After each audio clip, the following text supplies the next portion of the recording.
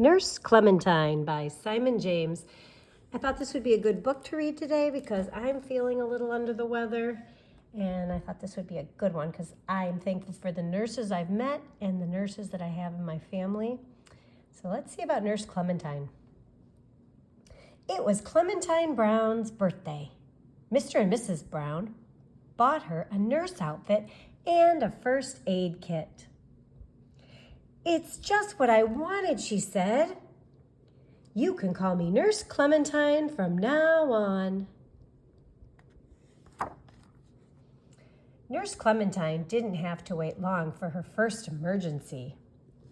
Uh-oh. Mr. Brown banged his toe on the living room door. Good thing Nurse Clementine was there, huh?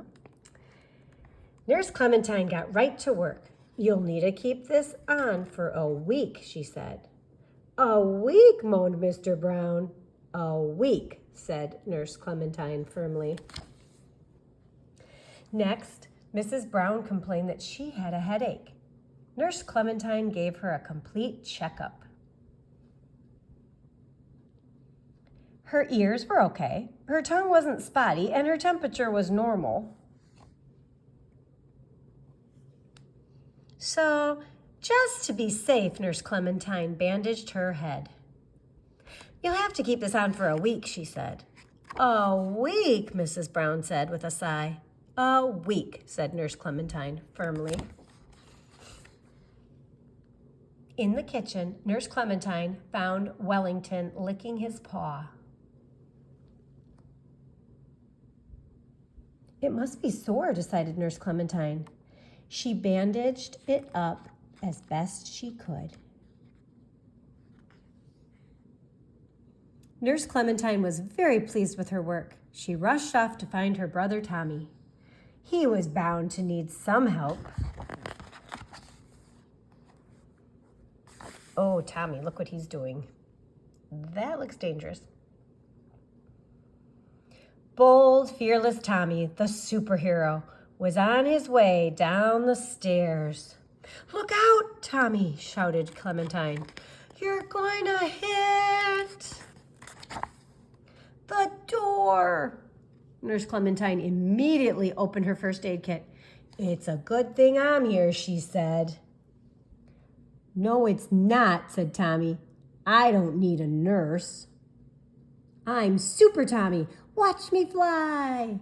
I can leap from sofas." "Look out, Tommy," said Clementine. "You're going to hit the floor." "Ouch," said Tommy. Look at the cat.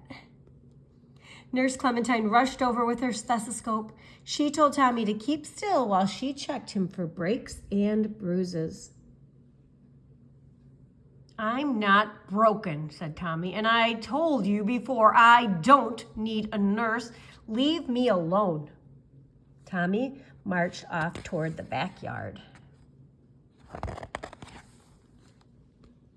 Clementine sat while Tommy played. There was no one left to take care of. She would just have to practice nursing by herself. First, she listened to her own heartbeat. Then she practiced bandaging the drain pipe. But it was no good. Nurses need someone to take care of, Clementine said with a sigh. Then she heard a voice calling from up in a tree. "Clementine! Clementine! Help!" It was Tommy. "I'm stuck," he cried. "I can't get down. It's too high." "Hang on, Tommy," called Clementine. "I'll get you down." Clementine knew she had to think quickly.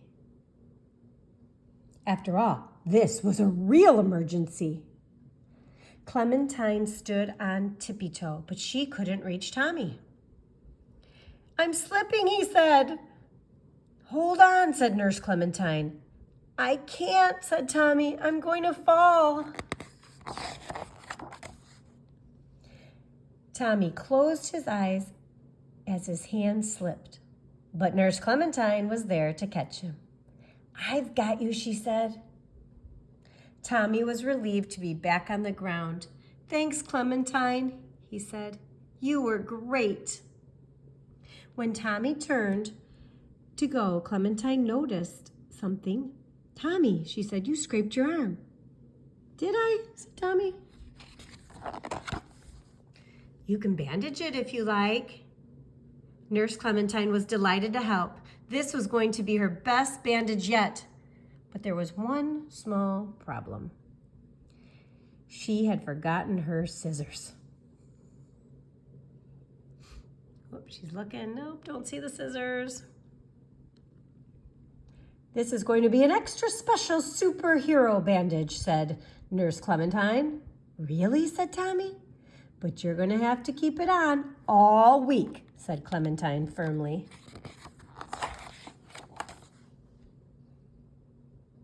"All week," said Tommy. "Great!" The end. What a sweet book. Maybe you want to be a nurse. Maybe you can start practicing now like Nurse Clementine.